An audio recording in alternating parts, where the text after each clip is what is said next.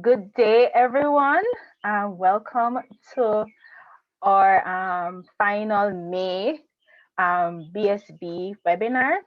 Just a little bit. So my name is Raquel Wright, and I'm one of the members of the Bridging Science and Business work group, which is a part of the Marie Curie Alumni Association. So basically,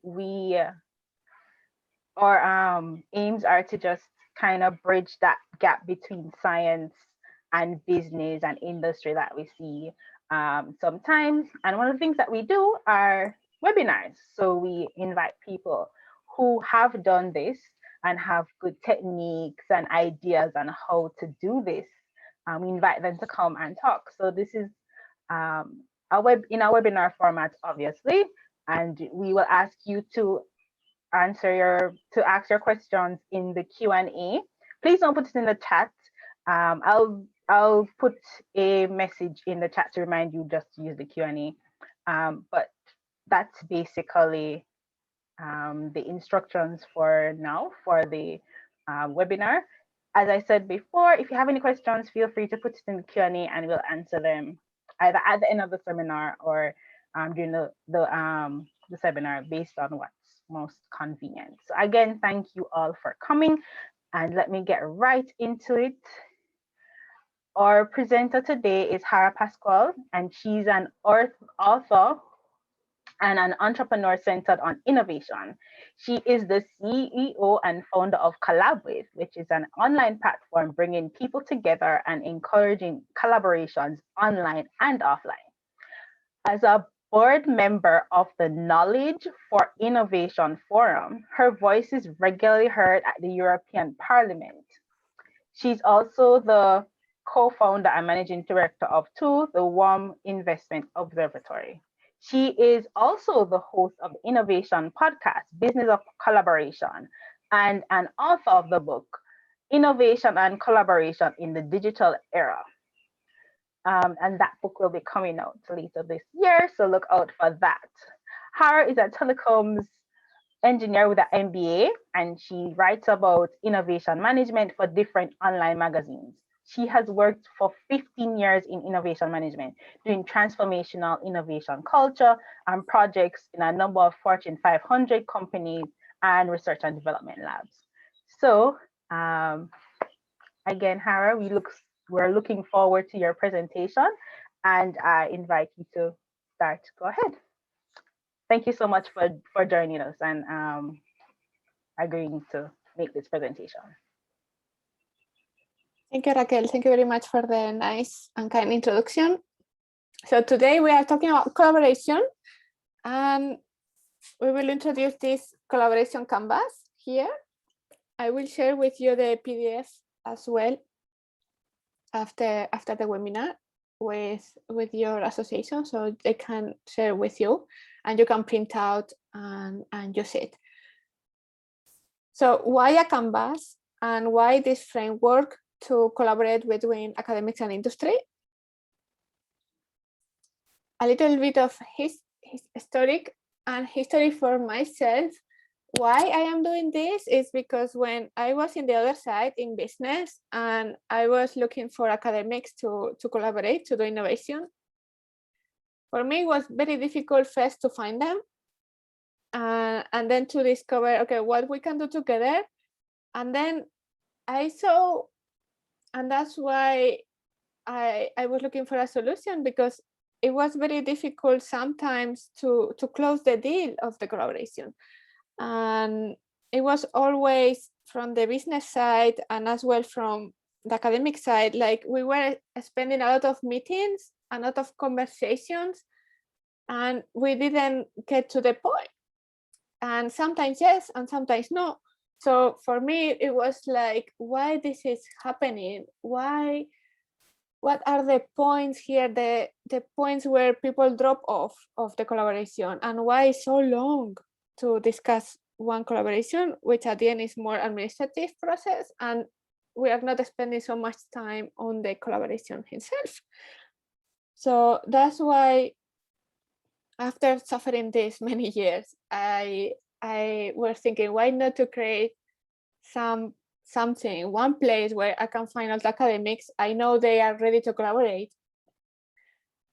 And then after this, I was thinking about the framework to analyze all this collaboration journey and where are the critical points and how we can mitigate them in advance, so to reduce the time as well. So this is the story behind everything here.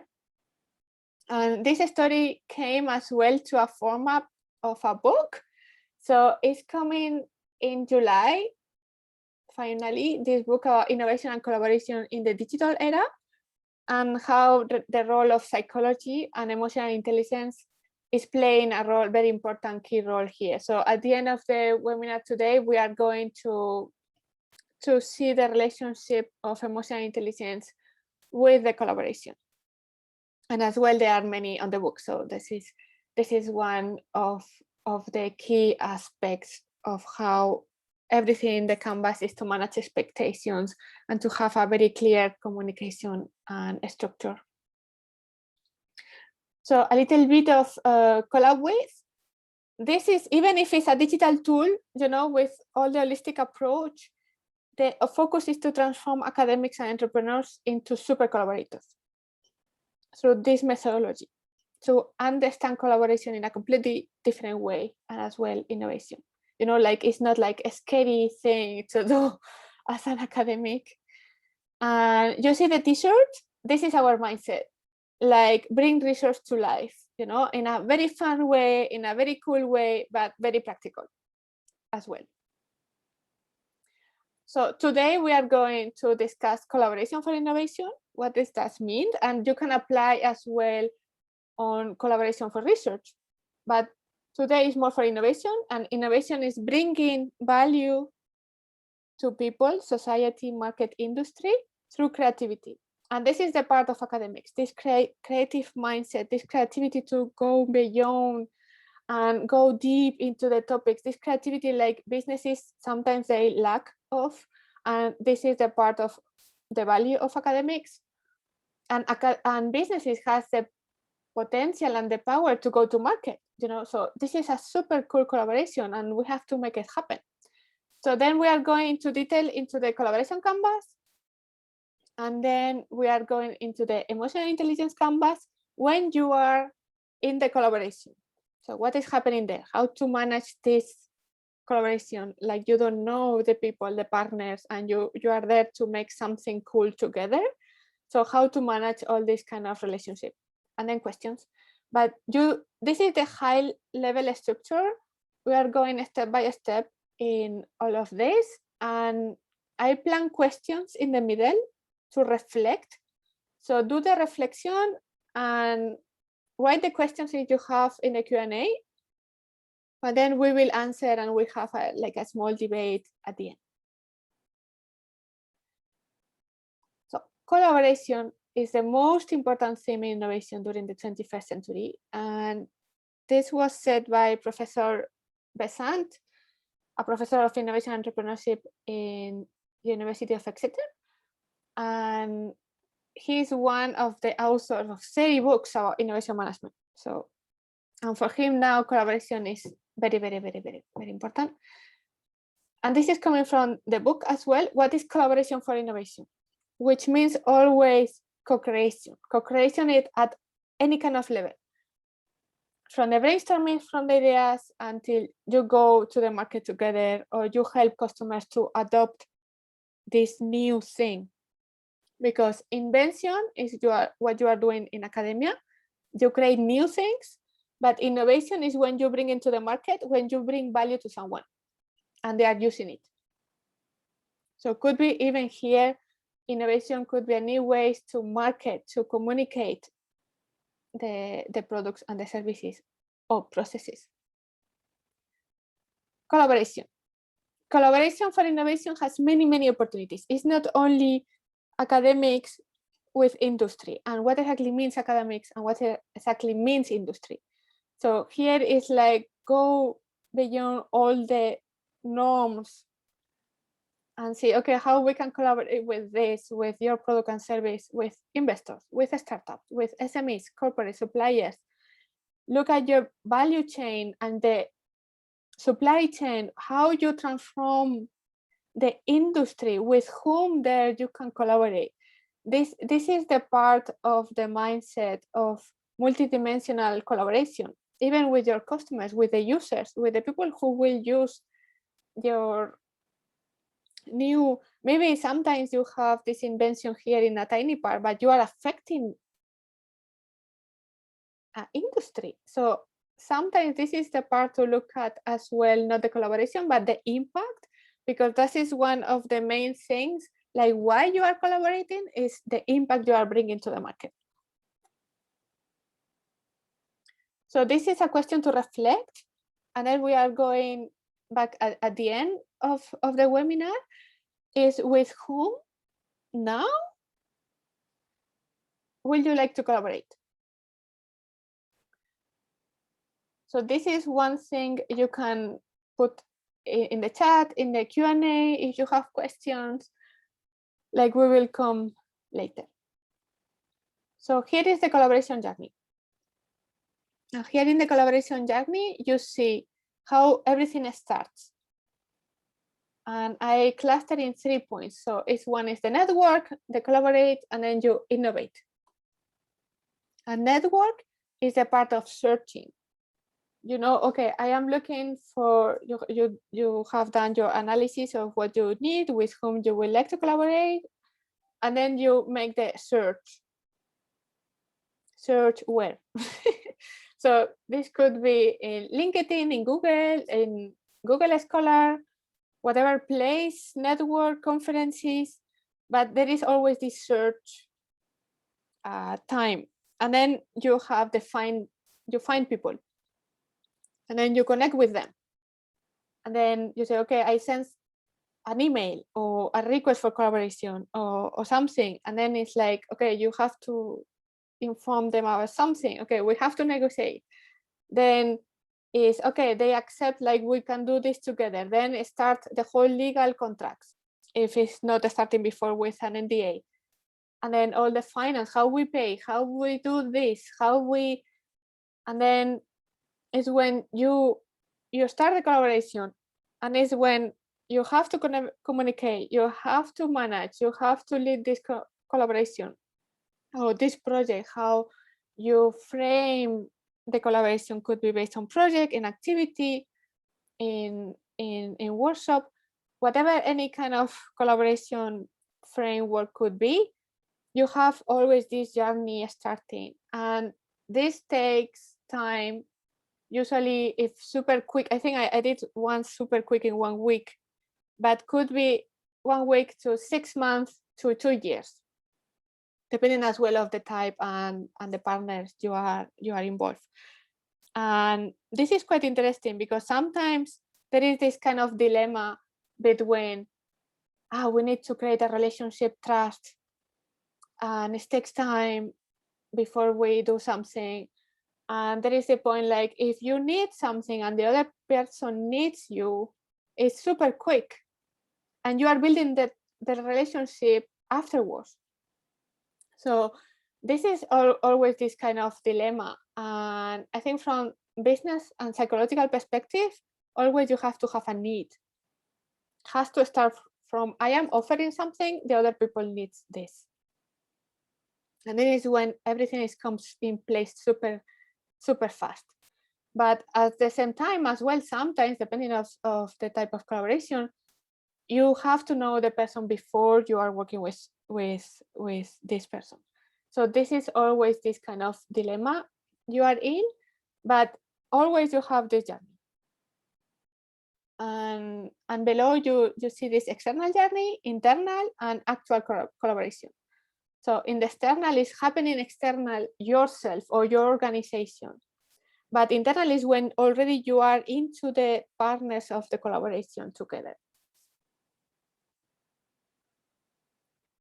So here for you to reflect now, and then we can have this into the debate after the webinar, is, what is the phase you have more issues with? So you can take notes, and then we discuss at the end. collaboration canvas. So it's this one, and I will share with you in PDF, so you can use it in PDF, but as well you can print out. So, and the objectives to have in mind always, always, always, always. When you are in a collaboration, you are not separated individuals doing something in a chain, you know, like a factory or something. The key success mindset is like Amy Edmondson, one of the professors in Harvard, using this kind of psychological safety for corporates, but as well for innovation, is like, we want to work together to make the product better. And this is the mindset. We are together to make something together. And this is like team mindset. When even you create a collaboration for 1 day or for 6 months or for 2 years, it's like you are there together to make something. And this is the co-creation part and the innovation part. So this is the collaboration canvas. And you see these, we can say, boxes. So these boxes means how to structure the information, how to structure the conversation when you want to collaborate. First, and this is the canvas, I created this, like you can use yourself first, you can use during the meeting, you can use in emails, you can use at the beginning of the collaboration, in the middle, at the end, during the whole supply chain, for you, in the multi-partner, only two, so internal, external. So it's very, very, very flexible. And this is important always to analyze this canvas yourself first before you are going to meet or request a collaboration to someone else. So partners, who is involved? Here is very, another question is very popular always, if it's this organization or people. So at the end, it's always people who are working together, but you have organizations behind these people. So here in the partners, you put, okay, this organization, who is I am dealing with in the organization. And then you have, okay, it's only one, or we have 5 partners, you know, like in the consortiums, in the resource consortiums, you have to add here the partners. So concept. In this case, our concept is what we want to go to do together. So there is a purpose why we are doing this together, what we are doing this together. So everything here, we are solving some problem together, or it's only resource together, or what we are doing. This is the concept, and has to be clear for you why you want to collaborate now with someone. And as well, together, you have to come up with a case like, okay, this is the concept, we are doing this. So here in the resources, okay, budget. So talk about money. So the sooner you talk about money, the best. Even if you say, I don't know, or could be an estimation, or we have no money, whatever, has to be one of the key questions in the table. And as well, it's not only about money, could be IP, could be people. You're like, okay, we have here 3 students to do this, or we have these agencies doing this, or depending, both sides, they have to answer this question. It's not only about money, it's as well time resources. So, and this is important because this is a critical part of the collaboration. If you have a super great idea and something to collaborate and work together, but there is no resources, so maybe it's not the right time, you can postpone, but this conversation has to be there. It's very productive. So the timelines, okay, when we kick off, when do we have milestones? This project is for 1 day, is for 6 months. This is a very important point to talk to because it's affecting if we can do it or not. So expectations. This is always, this is very funny because it's not about the concept either, but this is the expectations. And this is very important when you have the typical meetings with academia industry, like the company, the innovation manager have in mind consulting. I want someone who helped me with my project, and then in academics, they have in mind, I want a PhD. I want money for a PhD, but this is completely different stories. This is completely different expectations. So it's very important, like you came with this, I am doing this consortium or this collaboration or whatever, because I need money for a PhD.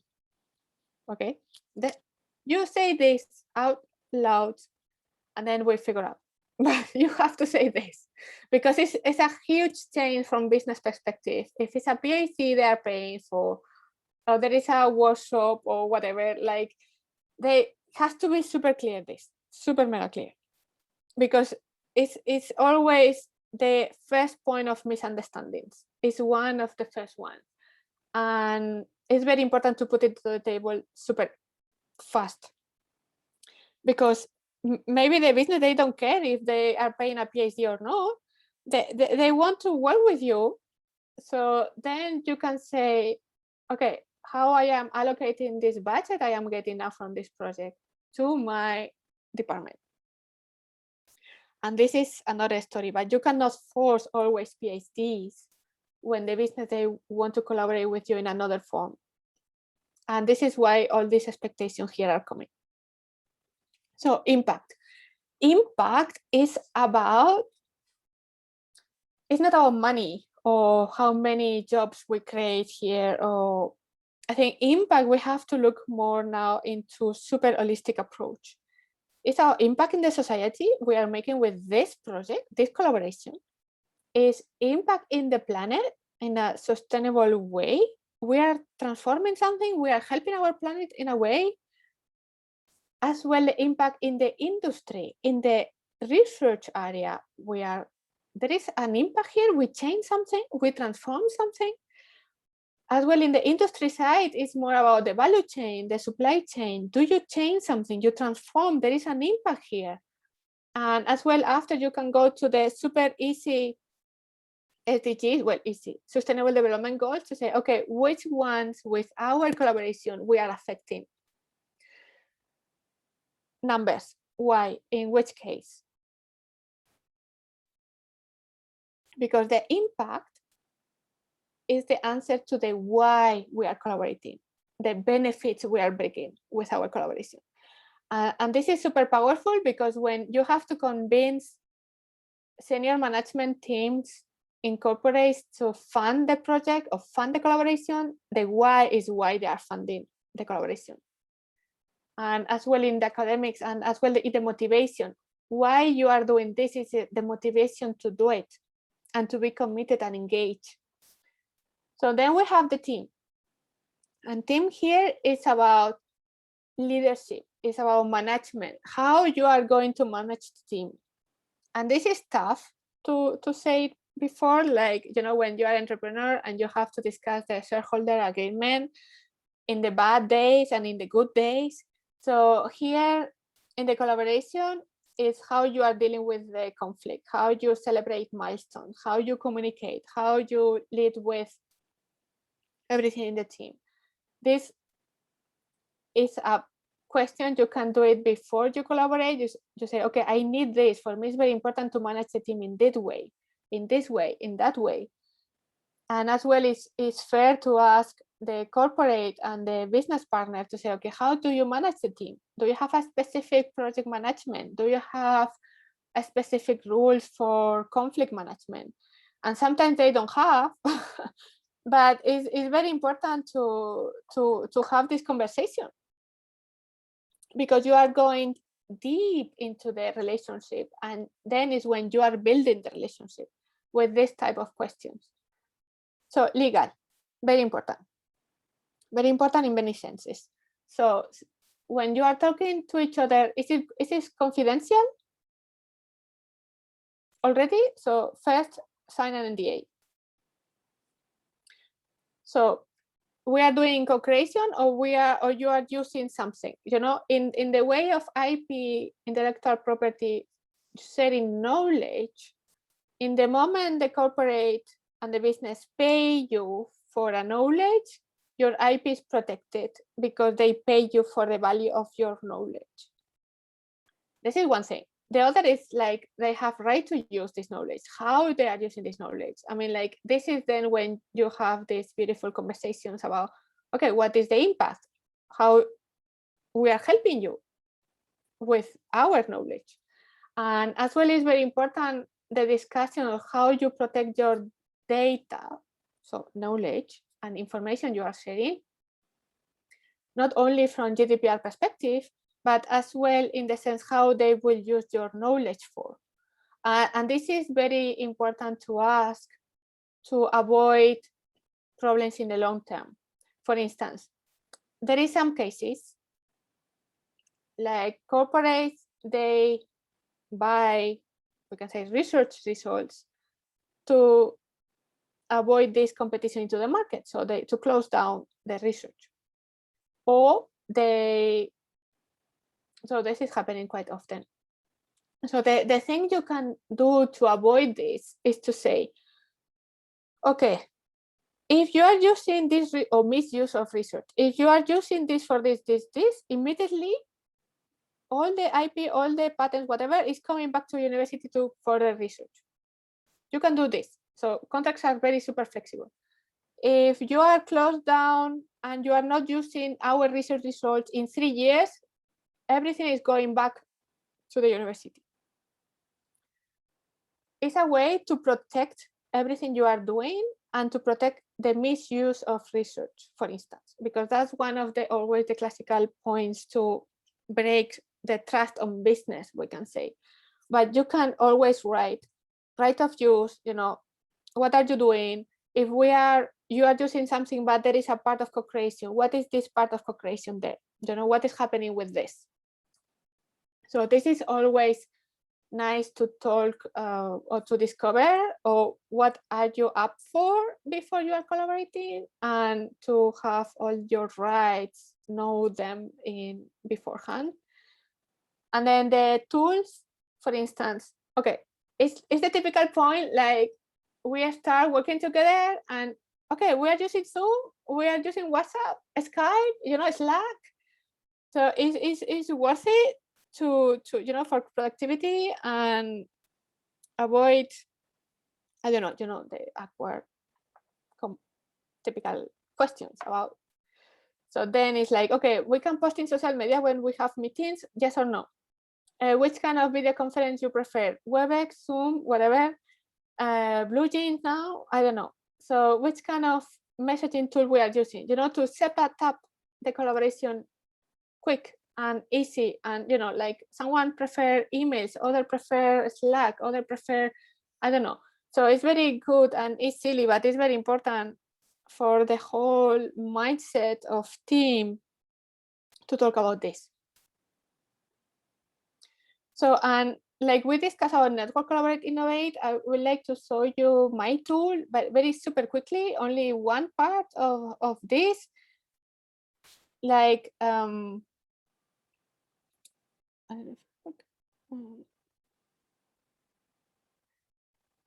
like we integrated the EduGain in the single sign-on. Like you can log in with your credentials from email and password from the university as well.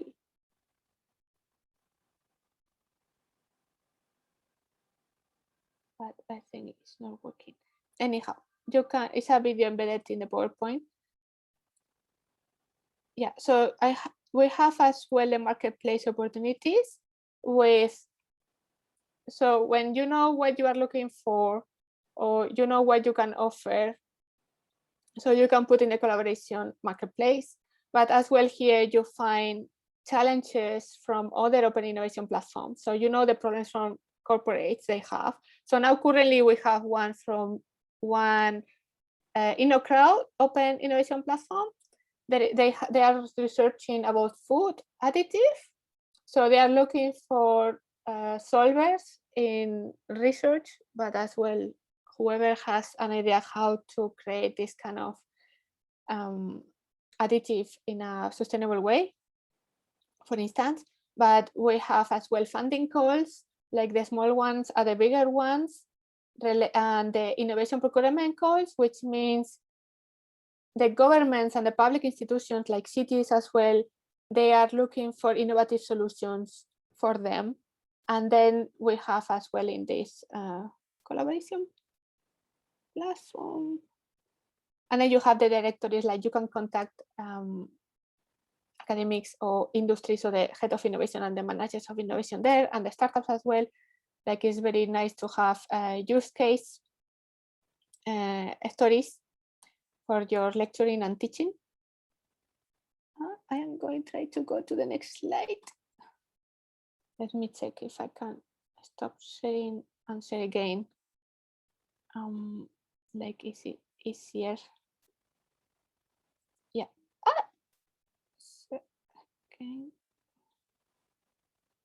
Okay, it's sharing. So the question now for you is, what do you want to do with them? So now we saw the collaboration canvas, and one of the boxes is what you want to do, the concept. So before, the other question of reflection was with whom you would like to collaborate. And then now the question is to reflect, and then we will have the debate after the webinar, is what do you want to do with them? So this is the emotional intelligence canvas. So this is the canvas to use when you are already in the collaborating.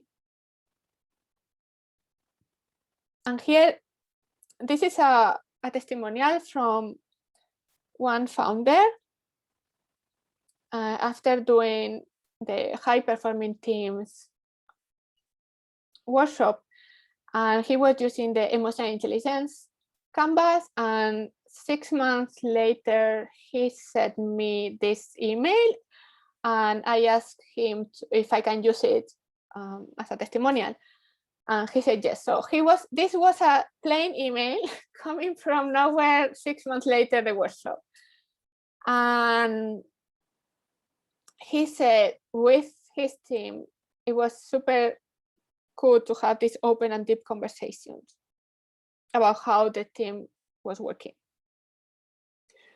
And I am saying deep because if you see how the questions we have in the emotional intelligence canvas, you will see like they are very deep. But this is the way you build relationships, and this is the way you keep going to the high performing collaboration team.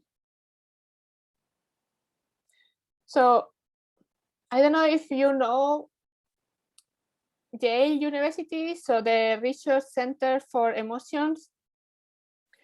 So in the 70s, they created Peter Salovey and David Caruso from Yale University in New York in the US, the emotional intelligence concept. And from this, step by step, they were creating this mood meter you see here to check your emotions and what is your mood, how are you feeling at that specific moment.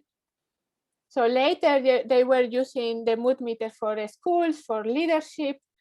And what I am doing in the book is to have this quadrant and the concept of emotional intelligence for innovation and collaboration. And this is quite interesting. So I am working with them, with David Caruso, with one of the researchers there in Yale. And everything I am doing together with my psychologist, we check always with him if it's aligned, okay, with the whole concept of emotional intelligence. So we came up with this. You see the mood meter, you have levels of energy and levels of pleasantness, and you have the colors, and every color has a specific emotions. You can have a mix of emotions, of course, but I here super mega simplify in yellow is happiness, red is anger, blue is sadness, and green is content. calm, content. But you have many other vocabularies, like 300 different types of vocabularies and different levels of emotions. But here is for super easy to understand, super easy simplification. So what exactly means this? When you are in the red, in the anger, it's like when you are feeling this kind of frustration, disappointment, like, okay, this is not good for making decisions. No, you have not to be here to make decisions. It's bad and needed for work. So first you have to calm down. But it's very good to start a business. So you can channel this energy of anger to say, I want, like I did with my frustration of saying not working properly, all this collaboration thing, and make it super difficult to find academics. I said like, oh, I need to make a solution for this. Like this kind of anger you can channel and disappointment to look for solutions. No, I think you can have this emotion yourself when you are doing research, and you go, I want to do the next, what I can go deep, what I can research more, like this kind of frustration you channel to do something. And this is positive. So then, for instance, happiness is not good for work. Happiness is good for brainstorming, to have ideas, to say, okay, we have this problem, okay, fine, identify, now what we can do, and this is good for brainstorming, for creativity, but not for business, no, not to kick off the business, not to kick off the collaboration. So now it's only to look for ideas. Then the sadness, which is more like, we can say as well, open mindset, like this kind of error checking, like, oh, this is, to discover the bugs in the system or what is not working. This is very good. And you need it in this phase, in the testing, to be super mega critical here. This is the part of the blue area. So you cannot work. It's like to check, like very critical. And then it's when you are into the green, is when you are calm, content, is when you are, okay, here, we need a plan here. We need to kick off this. You are ready. And this is very useful to understand how all the emotions are working on business environment and as well in research and innovation entrepreneurship, because you can use these emotions very wisely in the process. So this is the emotional intelligence canvas. Okay, I think we are good with time. So this is the emotional intelligence canvas. And this is the tool you can print out and use every day. So here is the assessment, because how we see the ruler meter, the mood meter, is to check with yourself. Okay, what is your mood today? How I am feeling? So, or even before here the workshop and the webinar, I was like, oh my God, I am a bit nervous. So, and this is normal, but I have to think, okay, I am nervous, so I have to breathe. I have to calm down to be able to perform. But as well, you have to check with your team. So how does your team feel? If they are super angry because whatever, or very tired and disappointed for something, you cannot work. So sometimes you have to ask this question, and it's not about how are you, but it is about like to discover what is the mood, what is the feeling. And I am using as well, depending of how strict we have to be with the timeline, like maybe one day we have to, is the motivation like, it works if you work it, like we can make it. And then I am using sometimes these marks with some quotes of motivation to set up the mood of the team. If I see like they are like questioning, like they are not sure, like we can make it or something like that. No, it works if we work it, guys. So we have to, or depending of the day, we have a lot of things to do and you feel like people are overwhelmed. You can always say, okay, step by step, step by step. one thing after the other. You know, like if you see how is the mood and which kind of emotion you need at that point, you can shape it. You know, this is the objective, and that's why the other question here is like, how can you change the mood? What is the mood you need to have at that moment? So the emotions. So here is like before, it was very simplistic in the colors, and here you have more vocabulary. And this is important to know more vocabulary. What does it mean? All of this you are feeling and the mood you have and why you are having this.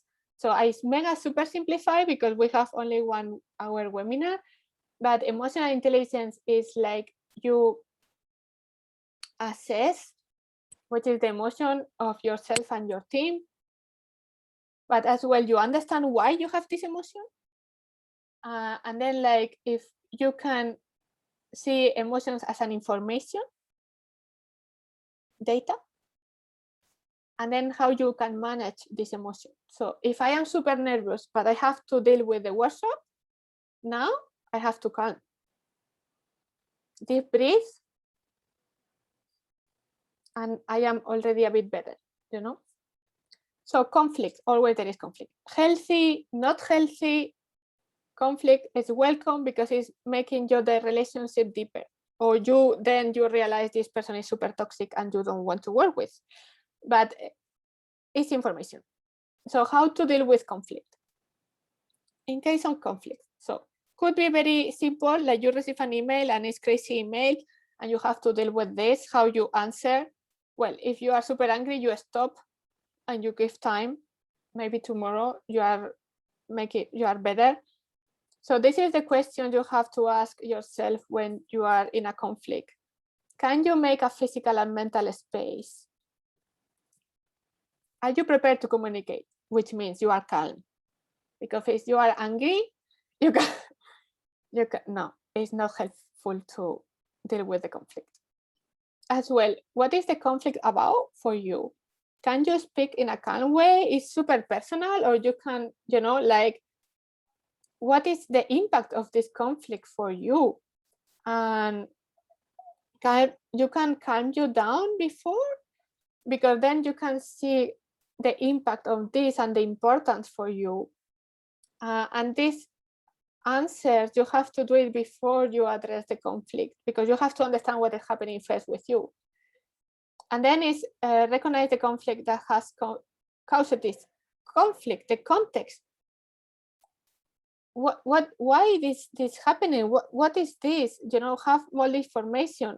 Can you manage all this frustration? Can you understand the other person issue? Or how can the other person understand you? And then you have to make a plan to follow up. It's not like you have a call or a conversation and that's all. It needs to follow up to be able to build your relationship and to create this kind of team bonding. And other point is very important was these values of collaboration is like firstly respect. We have to understand each other and listen to each other. We have to understand the opinions, the other cultures. We have to learn from each other and other type of situations we have, and appreciate as well the way we are doing things and avoid stereotyping. So at the end is the rules of being super polite, but as well respectful to each other. And this is key for the collaboration. And to be able to say it is as well very important. It's the part of psychological safety inside the team, and how to create it is with emotional intelligence. So here I put some tips: how to deal with frustration, how to increase motivation in the team, how to be resilient, how to improve the focus, and how to increase confidence. And everything, they're all related, but this is very important because frustration is when, you know, something is not working, so you have to make it how to deal with this. So it's more like accepting like it's not working, thinking positive, thinking of looking for solutions. And then increase motivation.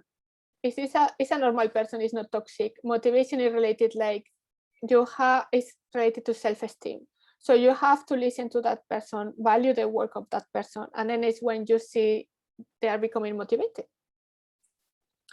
So this is the part of emotions are key for the collaboration and how to deal with them when you are in a team to do something new, because something new and bringing to the market is very difficult. It's not like open a bakery, like everyone knows what is a bakery. If you are doing innovation, it's something new. So it's a lot of frustration, a lot of years, and a lot of going, change, solution, how we can make this, okay, being super flexible. So this is, I think, almost the last slide, is how to use it every day now, all these tools. So assess yourself first, what is your mood today? And then your team. And then you cannot work, to understand the point, you cannot work efficiently or make any kind of decision if there are conflicts in your team, or someone is in the red or the blue. You have to solve first the conflict, first. And then if someone is super angry, they have to calm down. So then it's like, you have to negotiate between all of you what exactly means respect and listening and working together. Because all of you are responsible to make it happen. All of you, not only one or two, no, all of you. And this is respect. And then to take action, to go to the quadrant you need. For instance, in a crisis mode, you have to be in red and you have to feel the anger because it's a crisis. Okay, you cannot be happy flower when it's a crisis. So the team has to know the gravity and the risk is happening. The same thing if you are brainstorming, you have to be in the yellow because it's creativity. So you have to channel the mood of the team into more creativity, more yellow happiness, and no critics. This is the point. If you are testing or experimenting, you have to be in the blue. And if you have to make it happen and do business and negotiate and make a plan and work, is in the green. So a question to reflect yourself is, how do you manage your collaboration team now? So it's a reflection. And that was from Alexander, another entrepreneur doing research and as well sustainability project with satellites. He said, like, I am still very technical, but I learned to complement this with another layers and dimensions of emotional intelligence skills, like for him to be better in his case for entrepreneurship, but at the end it's for everything. You add new layers with these techniques, and as well with when you structure information. So question, that's the last slide. So what is the most important thing that you learned today, and what is the most challenging part for you and your collaborations? So I don't know how to do this, Raquel. We can open the microphone and the cameras, or how we do this?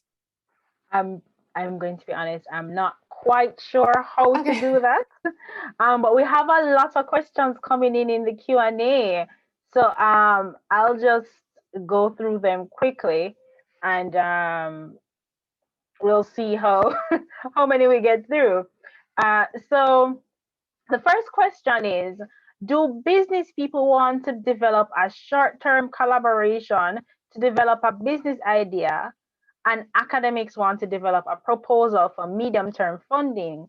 Is there a mismatch between the normal sources of funding and time frame, given that business wants short-term and academics want a medium-term idea? What are your thoughts on that? So this is it's not always the case, and it's depending. That's why you have to speak up and to be super clear, and as well to be super clear what you are looking for. So if you are looking only for PhDs or core research, like 6 years, to 6 months to 2 years, has to be there super clear for you. I am looking for business for this.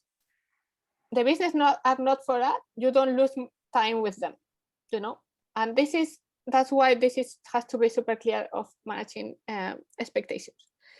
As well, in the other way around, there are businesses, and as well, there are academics as well. They have their own FERAI, no, associations, to do as well short-term consulting services with industry, not related to university, but somehow. And this is allowed in some countries and in some universities. So this is up to you as well, in which context you want to do this. And the other way around at business has to be very clear what they need and has to speak up in this sense. It's not like, for them, it's a question to understand, like, knowledge and research from academia is not for free. It has a cost. It's not because it's public universities is free, you know, like, I think that's the most thing they have to keep in mind. And this is very important when talking about budgets, you know, and resources, to say, okay, that's cost this, you know, like, it's not. So this is very important to have this open and honest conversation. Okay, and I think that segues very well into the next question, which I think you basically answered. This person was saying that their academic employer sees consulting as giving away their knowledge for too low a price. So they're wondering if this is a valid point of view. So I think you're basically saying that you need to know your worth and have an appropriate price point to that. Yeah, and this one that's very funny, because for me this was a very important point. And in the platform, we put the ratio per hour immediately in the profile of every academic, and the basics, the standard, you know, is 300 euros per hour, like, because it costs. Okay. And then this way in the book there is a chapter about money as well, and with calculators, with tables to calculate your ratio per hour. And it's funny because this Friday I am hosting a webinar about how to calculate your budget for innovation with all the calculators. So it's very important to calculate yourself first, you know, and you have tricks how to calculate this. Yeah. All right. Thank you so much for that. Are you hearing me well? Yes. Yeah. A bit slow, but yeah. All right. Fantastic. So this person, I guess, was just commenting that do academics prioritize academic impact over real world impact? Perhaps, maybe that's something that again you'd have to discuss in your collaborative field. What is it that the goals are and objectives of the collaboration is in order to really get those objectives and outcomes that you want to be done, sorted out. Let me just, so I'm going through this quickly because we have quite a number of questions. So another question here is, like, what's the most difficult thing that business persons have in working with academics, and how do you think this can be worked out? The most difficult, like, why the drop-off were sometimes because the money, and because the academic was not able to provide the cost of the project. This is one of the issues. That's why it's very important to have a draft estimation, because business, they need to know how much cost, because they have to ask the money. Even if, you know, in the long run could be changed or could be like add new or whatever, doesn't matter. You have to give a number because that's causing a lot of problems. And yeah, totally. This is one of the points. The other point I was like I think once, yeah, there is a lot of stories, but once was like, as well, you have all the stories in other senses, you know, like the company paid the academic, but the academic, they didn't deliver. Or sometimes the academic, they have a contract like, I will work always with you, because they are afraid not to find another business. And they are doing always the same white paper to the same business department. And then the business department, they say like, no, I want to split my budget, and ask to other academics, and then I can Okay. see different perspectives, of the same problem. And this is a way sometimes to understand, like work more different businesses, not always with the same, and accept like, and accept like as well businesses, they can work with other academics. Right. Yeah. Okay, so just kind of sticking in that box a bit more and funding issues. Okay, great. All right. Okay, so I'm going to again go through a few more. There are business to business and business to government collaborations, and both need sub cloud chain supplies. Um, so can we connect producers, suppliers, and resellers to the government? How can universities help if not part of a private and government collab? Um, that's a kind of a technical question there. Maybe that's something that you would have to speak to that person about more directly. But I'll also ask another question that's kind of related to this. How do we make business university design thinking and collaboration driven together with states and companies? So I'm assuming this person is saying that how do we put the design that business put together, that thinking and the collaborations, how do we merge that so that everything can work out properly with the state, So in government, this and sense, I companies? think, yeah, they are very similar. Mm. And for me, always, this is some kind of super personal thing, but the project management who is driving the project at the end has to be always the university or the business. Why? Because if you have a middleman somewhere, it will mess up everything. You have to feel responsible. And that's why it's very important. The university and the business, the two sides, they manage the project. In the sense here in the question of the university helping both, organizations in the sense of innovation management, the SME or the corporate with government, and then university is the middle between both to increase the innovation. This is super interesting. Why? Because businesses has problems to innovate,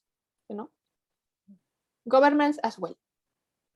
So if you have a middle person who has the knowledge how to innovate and the expertise, that's another story. It's not an agency managing innovation. It's like expertise in the topic, in the field they are innovating, with a lot of techniques, with years of experience doing this methodologies, that they can help both to come together, to do something better. And to help them, with this analytics to understand how to, because it's a complex process, innovation. So if the university who has this experience helps them, but has to be, as will, I will advise, like they are adding as well something else, the expertise, not only innovation management, but as well if they have AI, of computer science or digital, something as well with substance, not only the leadership, to the table, because it's when they transfer more knowledge to the industry. It's more yeah wholesome. take two things at the same time, like right. Okay, so I have the next question is more focused on the emotional intelligence canvas section of your presentation. So somebody was asking, what if the basic idea is really poor and you're frustrated and angry at the other person, and they think you're toxic? How do you break up with respect? Well, that is very important. If they are toxic, you can identify, well, if you identify as a toxic person, okay, go run immediately. And then you don't feel bad for this. I mean, like, this is lessons learned, and you have to learn a lesson there. That's why the contracts are very important, to be flexible enough when you have to run from a contract. So don't forget to put an exit clause there. Well, in case, and that's why, well, you know, when you discuss how you deal with the team and everything, it's very important. And if you feel signals, you know, of, oh my God, what is this? You know, if you feel something strange going on, this is a signal. This is a signal. I mean, go to the next, you know. just exit. Yeah. Very gently and all right, thanks. So the next question I have here is, do you think that the canvas can be used to foster more international collaboration since it's online based compared to face-to-face meetings like conferences, especially in this time? Yeah, totally. I mean, like this for sure. Like this is why, well, it was very funny. First came the platform, which is digital for international collaborations. And then I created the thing, okay, I need something on paper, you know, like the people have to work. It's not only you have to go to the platform, you know, to have everything clear, but you can do every day physically or Right. online, but, you know, like you have something here you can use. And so yes, for sure. And any kind of collaboration, this canvas is super useful. Even in international trade, you know, like not to forget to ask about the IP, you know, like. Right. Right. And this again segues into the next question, which this person is asking. My institute would prefer to license our IP rather than collaborate. What are your thoughts on that? Well, that's more commercial, you know, like this is more money focused. And this is okay. I mean, like, see this as well as a part of collaboration. Like, I don't know if the company you license the things, they have all the knowledge how to use it. You know, like they have not this 20 years of experience like you have to have this IP. So maybe it's not about, okay, you listen, goodbye, you know, ciao. I mean, maybe you need a plan. Okay, this is the license, this is the conditions, that's the right of use, whatever. But you need this, you need us together with you during this period of time. And this has to be paid, of course, as well. But this is how you create different ways of collaboration. Or maybe not this customer, but in the supply chains, they need this kind of change management of the expertise, you know, which kind of knowledge they need to be able, you know, like look more abroad. And when you have this case of licensing, see which, okay, who is impacted with this? How we can help here. Okay. Thank you. Last question. So this one again hints to the emotional intelligence canvas, and it says, what if it's always a crisis? I'm guessing perhaps maybe reevaluate. What are your thoughts on this? Yeah, I think here then could be two things. One, in the team there are a problem of leadership, no? Or two, there are too many toxic people in the room. And then always the dilemma is, but this person is very good in this topic, or we need to collaborate with this company or with university or something, you know, like. That's why the emotional intelligence is helping you well more into the deep. There are techniques on psychology, how to deal with narcissists, how to deal with psychopaths, you know. It's up to you if you want to, you know, if it's no way to. There are techniques how to make it.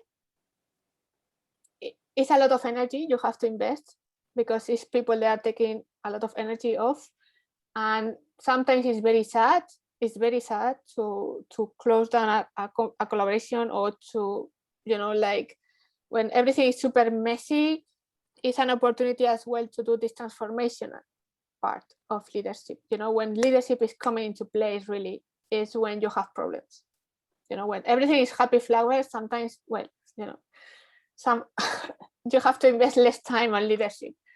But when there are a lot of crises and problems, it's a way how to apply the leadership, or how to bring the leader you have inside you. And this is more the introspection. Okay, what are the superpowers, how I can do, and have the courage to speak up and to say, okay, no, I will do it this way. You follow me. I want to solve the situation in that way. And this is tough. Of course, it's not easy at all. But in time of crisis or when it's always there, it's like you have to bring something.